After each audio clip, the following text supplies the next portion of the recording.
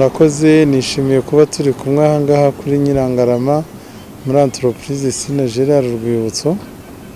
Nkaba nishimira ko dusoje umwaka neza kandi twishimira ko tugiye gutangira undi mwiza. Ibikorwa byagezweho tukizera neza ko umwaka utaha 2020 hazagerwaho byinshi kurusha ko na viziyo y'igihugu 2020 ko yari iteganijwe nk'uko abantu bamwe batiyumvagamo ikizahinduka, ariko ngira ngo bijyaniranye n'imiyoborere myiza, ikoranabuhanga, ibyagezweho ni byinshi cyane cyane nk'uko muri iyo miyoborere myiza umukuru w'igihugu atahwemye kutwigisha, atwereka uburyo umunyarwanda agomba gukora yihesha agaciro, agerageza gukora uko ashoboye kose kugira ngo ibikorwa biriho uyiyumvemo neza ko uko ibihe bigenda bijya imbere nawe ariko ugenda wongera ubushobozi.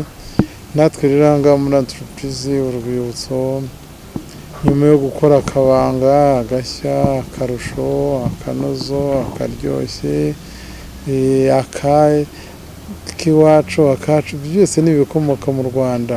Iyo niyo made in Rwanda niyumvamo. Natwe turimo turagenda turushaho kubyohereza mu mahanga, turarushaho kubyegereza abanyarwanda, kandi byose inyigisho tubona twigisha abanyarwanda kugira ngo ibikoresho by'ibanze biboneke. Ni nako n'ishuri ryacu College Fondation Sina Gerard abana batangiye kurirangizamo bize neza cyane ko baba biga banigira mu nganda, nta kuvuga ngo igihe kirageze ngo bagiye muri stage, ahubwo barayihorana. Nkaba nizera neza uko mbibona ko uko barangiza bagomba kuba ari babandi bigishijwe ku buryo bagomba kwihangira imirimo, atari ukurangazwa no kwaka akazi. Kwaka akazi ntabwo ari amakosa, kwaka akazi n'ubundi hose natwe twirirwa dushaka akazi, ariko nibura akaba yiyumvamo neza ko ashobora kwihangira umurimo ahereye mu buhinzi.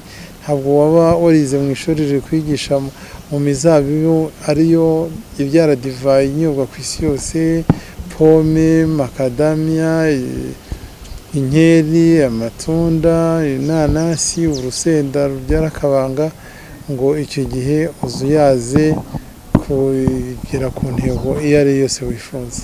Ubutumwa nageza ku banyarwanda mbere na mbere ni ugushimira umukuru w'igihugu imiyoborere myiza itugeraho, cyane cyane uhereye mu nzego z'ibanze kugera mu nzego zose, uburyo abanyarwanda natwe muri entreprise Urwibutso kuri Made in Rwanda ku bikomoka ku buhinzi n'ubworozi bagenda babyitabira kurusha. Nabyo birashimishije ko bitanga icyizere cy'ejo heza hazaza. N'urubyiruko uko rugenda rurushaho kugenda rwitabira umurimo, ugasanga ku myumvire njya mbibona ko ama university anyuranye agenda azana urubyiruko mu mahugurwa, kwihugura mu bikorwa byacu mu ngendo shuri, dore ko n'ubundi baba bagenda basiganwa ndetse n'abanyamahanga, uhereye abanyamerika se cyangwa ibihugu byo muri East Africa bagenda baza kugira ngo tugende tugira ubufatanye mu ikoranabuhanga dukoresha.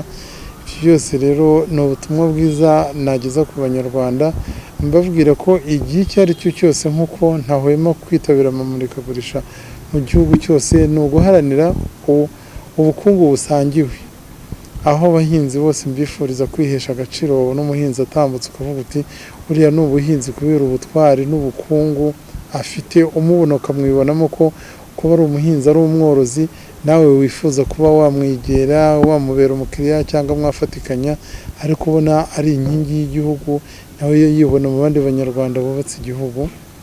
Ibyo byose rero ni ukomeza gushimira abanyarwanda bose muri rusange, bagenzi banjye dusangiye bizinesi, dusangiye ubuhinzi n'ubworozi, dusangiye kwitabira iterambere, ikoranabuhanga, duharanira kuzagira icyo dusiga duhinduye isi kuba nziza. Mu gusoza iki kiganiro nifurije abakiriya banjye, abafatanyabikorwa banjye, inzego z'ubuyobozi mu nzego zose zigize igihugu, Noheli nziza n'umwaka mushya muhire, tuwifurizamo kuzagira ibyiza ku nkurusha.